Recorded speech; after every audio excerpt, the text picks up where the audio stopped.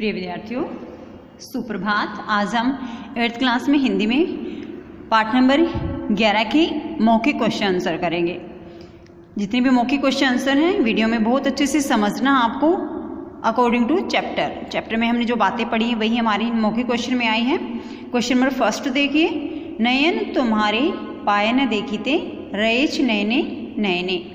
इस पंक्ति का अर्थ स्पष्ट कीजिए। यानी ये जो पंक्ति दे रखी है यहाँ, नयन तुम्हारे पाए न देखीते रएच नयने नयने, इसका अर्थ क्या है? नयन तुम्हारे पाए न देखीते रएच नयने नयने सेम है क्वेश्चन का आंसर में। इसमें जोड़ना क्या है? इस पंक्ति का अर्थ है आंखें तुमको देख न पाती बसे हुए हो आंखों में। यानी कि नैन तुम्हारे पाए न देखे, आंखें तुमको देख न पाती, रएच यानी कि बसे हुए हो नैने नैने आंखों में। तो इसका अर्थ क्या है? आंखें तुमको देख न पाती बसे हुए हो आंखों में। नेक्स्ट क्वेश्चन नंबर 2, 17 वर्ष की उम्र में रविंद्रनाथ को विलायत क्यों भेजा गया? जैसे ही रविंद्रनाथ टैगोर 17 साल के हुए तो उनको विलायत क्यों भेजा गया था? आंसर है 17 वर्ष की उम्र में रविंद्रनाथ को विलायत इस आशा से भेजा गया कि पढ़ लिख कर बड़े अफसर या बैरिस्टर बन जाएं। जैसे वो 17 साल के हुए तो परिवार के लोगों ने सोचा कि चलो इसको विदेश भेज देते हैं, शायद ये वहाँ से पढ़ लिख कर बड़ा अफसर बन जाए या फिर बैरिस्टर की इनको उपाधि मिल जाए। क्वेश्चन नंबर 3, गीत नाट्य वाल्मीकि प्रतिभा में किस विषय का वर्णन किया गया है?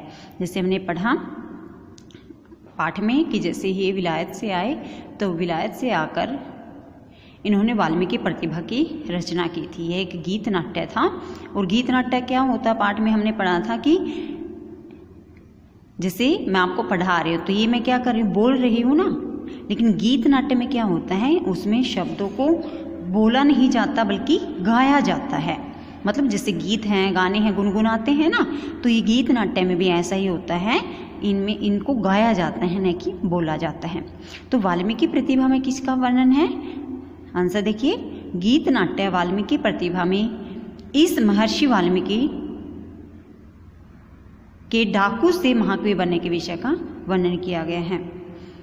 तो इसमें किसका वर्णन किया गया है? गीत नाट्य वाल्मीकि प्रतिभा में महर्षि वाल्मीकि डाकू से महाकवि बनने के विषय का वर्णन किया गया है। यानी कि ये डाकू से महाकवि कैसे बने, इस विषय का वर्णन वाल्मीकि प्रतिभा में किया गया है। नेक्स्ट क्वेश्चन नंबर 4, रविंद्रनाथ ने बच्चों के लिए कौन कौन सी कविता पुस्तकों की रचना की? तो रविंद्रनाथ टैगोर ने बच्चों के लिए कौन सी कविता पुस्तकें पूछी गई हैं? कविता अलग थी जो इन्होंने रचना की थी कविता की, कविता पुस्तकें अलग हैं। रविंद्रनाथ ने बच्चों के लिए शिशु व शिशु भोलानाथ, ये दो हैं, ये दो आपको याद रखनी है। एक है शिशु और दूसरा है शिशु भोलानाथ। ये दो कविता पुस्तकों की इन्होंने रचना की थी। क्वेश्चन नंबर 5 है, रवि नाम का बालक कहाँ रहता था? रवि कौन? रविंद्रनाथ टैगोर। उत्तरी कोलकाता के चितपुर रोड की द्वारकानाथ ठाकुर की गली के भीतर विशाल महल में रहते थे। तो रवि कहाँ रहता था? देखो, उत्तरी कोलकाता में रहते थे, चितपुर रोड था और उसकी द्वारकानाथ ठाकुर की एक गली थी, उसके अंदर एक विशाल महल था। यानी कि आपने जैसे पाठ में पढ़ा था ध्यान, उसमें क्या पढ़ा था हमने कि जो ये गली थी जहाँ जाकर समाप्त होती है थी। जैसे आपने भी देखा होगा गांव में जो गलियां हैं ना, किसी एक घर पर जाकर वो समाप्त हो जाती है। तो जहाँ ये गली समाप्त हो रही थी वहाँ एक विशाल महल था, 3 मंजिला महल था, और उस 3 मंजिले महल में रहते थे रवि अर्थात रविंद्रनाथ टैगोर। क्वेश्चन नंबर 5, रविंद्रनाथ के पिता का नाम क्या था और उन्हें महर्षि क्यों कहा जाता था? तो क्वेश्चन है, तो रविंद्रनाथ जी के पिताजी का नाम क्या था? देवेंद्रनाथ ठाकुर था। ठीक है, क्योंकि इसमें महर्षि उपाधि का वर्णन बाद में इसमें पूछा गया है तो हम उसके नाम के साथ महर्षि भी याद रखेंगे। तो उनके पिताजी का नाम था महर्षि देवेंद्रनाथ ठाकुर। उनको महर्षि क्यों कहा जाता था? संतों जैसे आचार विचार के कारण। यानी कि उनके विचार कैसे थे? संतों जैसे, महर्षियों जैसे उनके आचार विचार थे, इसी कारण उनको महर्षि कहा जाता था। नेक्स्ट क्वेश्चन नंबर 7, रवि ने स्कूल जाना क्यों बंद कर दिया? हमने पाठ में क्या पढ़ा था? हमने पढ़ा था पाठ में कि जो रविंद्रनाथ टैगोर थे, जैसे ही उनकी स्कूल जाने की आयु हुई तो उनको स्कूल भेजा गया, लेकिन वे स्कूल में पढ़ नहीं पाए। लगातार 3 स्कूल में कोशिश की गई कि पढ़ ले, लेकिन इन्होंने ये माना कि हम बंद कमरे में कभी नहीं पढ़ सकते। तो उसी से रिलेटेड क्वेश्चन है हमारा, रवि ने स्कूल जाना क्यों बंद कर दिया? रवि को स्कूल जेल के समान लगता था। बंद कमरे में पढ़ाई उन्हें सहन नहीं होती थी। देखो पहली बात क्या है, स्कूल कैसा लगता था इनको? जेल के समान। क्योंकि जैसे आप स्कूल आते हो तो ये तो है नहीं कि आप एक लेक्चर एक स्कूल में लगाओगे, दूसरा दूसरे स्कूल में, ऐसे घूमते फिरते रहोगे। एक ही स्कूल, तो वह स्कूल कैसा लगता था? जेल के समान। दूसरी बात क्या थी? बंद कमरे में। फॉर एग्जाम्पल आप आते तो एक ही तो रूम होता आपका पढ़ने के लिए, टीचर आपके पास आते आपको पढ़ाने। तो यहाँ बताया गया कि जो बंद कमरे में पढ़ाई होती थी ना, उनसे सहन नहीं होती थी, इसी कारण उन्होंने स्कूल में जाना बंद कर दिया था। नेक्स्ट क्वेश्चन, रविंद्रनाथ अपने पिताजी के साथ किस स्थान की यात्रा पर गए? अपनी इस यात्रा के दौरान उन्होंने कौन सा पद्य नाटक लिखा? 2 क्वेश्चन है ना। देखो फर्स्ट क्या है, रविंद्रनाथ अपने पिताजी के साथ किस स्थान की यात्रा पर गए? तो आंसर क्या है, रविंद्रनाथ अपने पिताजी के साथ हिमालय की यात्रा पर गए। कहाँ की यात्रा? किस स्थान की? हिमालय की। दूसरा क्वेश्चन है, अपनी इस यात्रा के दौरान उन्होंने कौन सा पद्य नाटक लिखा? अपनी इस यात्रा के दौरान उन्होंने राजा पृथ्वीराज के ऐतिहासिक पराजय के बारे में पद्य नाटक लिखा। तो इन्होंने कौन सा पद्य नाटक लिखा?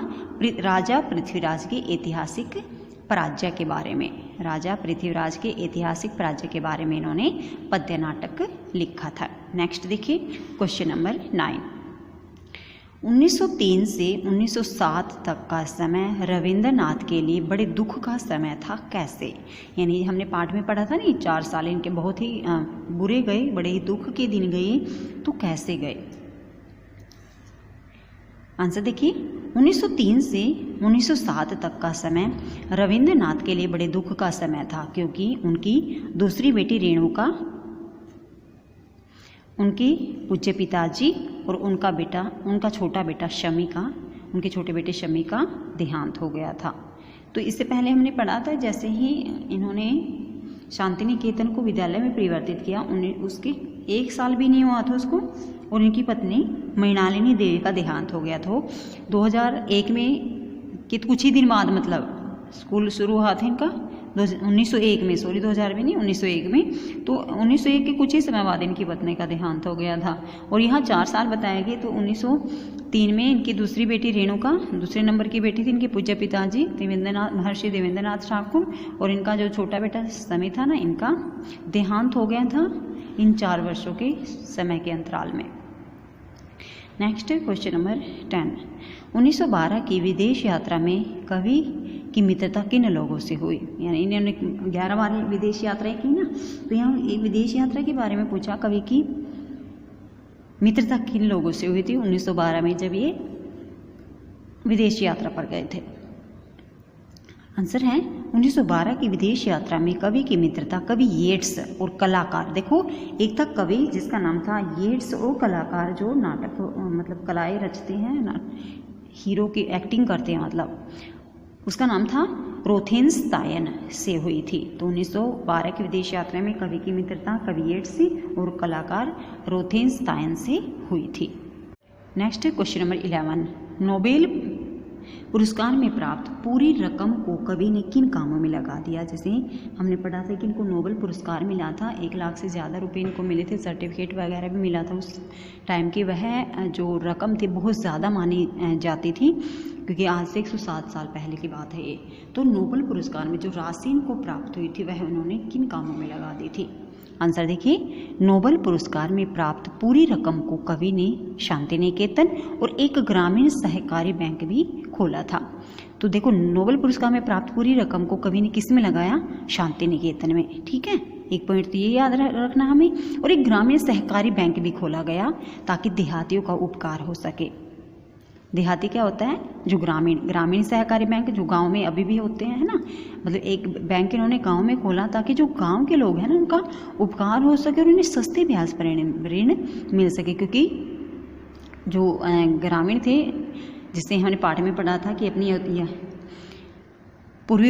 उत्तरी बंगाल की मतलब यात्रा में इन्होंने देखा था कि गांव जो ग्रामीण हैं उनको किन किन समस्याओं का सामना करना पड़ता है। तो एक समस्या इन्होंने ये भी महसूस की थी कि जो ग्रामीण लोग हैं जो ऋण लेते हैं उनको बहुत ज़्यादा ब्याज उसका देना पड़ता है। तो उन्होंने क्या किया, जब इनको नोबेल पुरस्कार मिला, जो रकम मिली, उन्होंने एक गाँव में एक सहकारी बैंक भी खोला ताकि गाँव के लोगों को सस्ते ब्याज पर ऋण मिल सके। नेक्स्ट देखिए क्वेश्चन नंबर 12। सन 1919 में जलियांवाला बाग में कौन सी घटना घटी?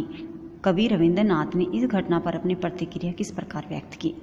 सबको पता है, देखो 1919 में जलियांवाला बाग हत्याकांड जो हुई थी, घटना जो हुई थी उसके बारे में क्वेश्चन पूछा गया है। और दूसरा क्वेश्चन इसमें पूछा गया कि कवि रविंद्रनाथ ने इस घटना पर अपनी प्रतिक्रिया कैसे व्यक्त की? सर आंसर देखिए, सन 1919 में जलियांवाला बाग का गोलीकांड हुआ था जिसमें अनेक निर्दोष और निहत्थे भारतीयों को गोलियों से भून दिया गया था। ये हमने पढ़ा भी है। जो जलियांवाला बाग हत्याकांड हुआ था उसमें बहुत सारे ऐसे भारतीय मार दिए गए थे जिनका कोई दोष ही नहीं था और जिनके पास कोई हथियार भी नहीं था। तो अंग्रेजों ने क्या किया था, उनको गोलियों से भून दिया था। शोक और रोष से आकुल कवि ने सर की उपाधि लौटा दी थी, क्योंकि अंग्रेज सरकार ने इनको सर की उपाधि दी थी ना इनकी काव्य की इनकी रचनाओं से खुश होकर, लेकिन बहुत ज़्यादा दुख हुआ इनको और बहुत ज़्यादा गुस्सा आया इनको। इससे व्याकुल होकर कवि ने जो उपाधि मिली थी ना इनको सर की, वह उपाधि भी वापस से इन्होंने कर दी थी। Next last question number 13। विश्व भारती विश्वविद्यालय का आदर्श वाक्य क्या है?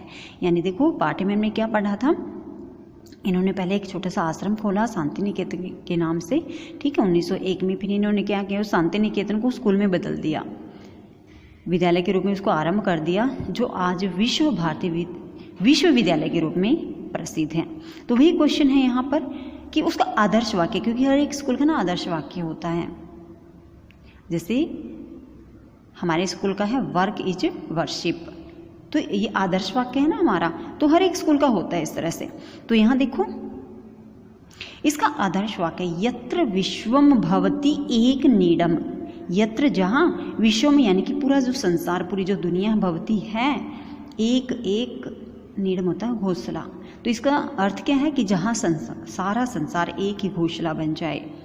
यत्र विश्वम भवति एक नीडम, जहाँ सारा संसार एक ही घोंसला बन जाए, ये जो विश्व भारती विश्वविद्यालय था उसका आदर्श वाक्य था। तो प्यारे बच्चों ये थे हमारे मौखिक क्वेश्चन 1 to 13। बहुत अच्छे से इस वीडियो में आपको क्वेश्चन बहुत अच्छे से समझने हैं ताकि साथ ही साथ आपको ये लर्न भी हो जाए।